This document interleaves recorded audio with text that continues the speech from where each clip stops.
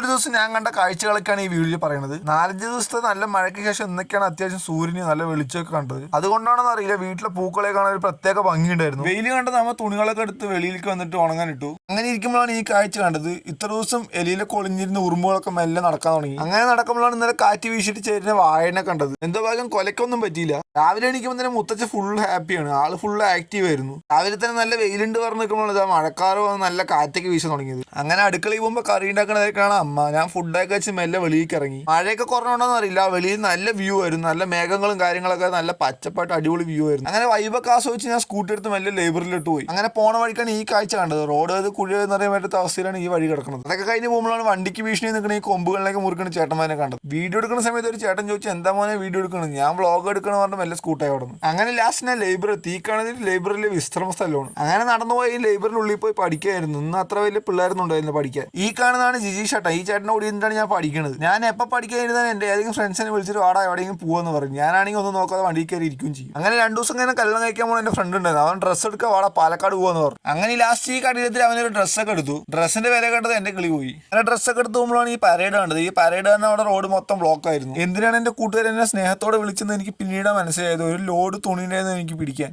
കുറെ നേരത്തെ കഷ്ടപ്പാടിന് ശേഷം അവന് വീടെത്തി. വീടിന്റെ മുമ്പത്ത് കുറെ വലിച്ചവർ സംസാരിച്ചിട്ട് കണ്ടു. അങ്ങനെ അവന്റെ കൊണയടിയൊക്കെ കേട്ടിട്ട് അവിടെ പ്ലംബിംഗ് പണിക്ക് വന്ന ഒരു ചേട്ടനോട് കുറച്ചു നേരം സംസാരിച്ച് അവിടെ ഇരുന്നു. അവന്റെ അമ്മ കുറച്ച് മിച്ചറൊക്കെ കഴിക്കാൻ, ഞാൻ ഫുള്ള് ഹാപ്പിയായി. അപ്പം നല്ലൊരു കാഴ്ചയായിട്ട് അടുത്ത വീഡിയോയിൽ കാണാം. ബൈ.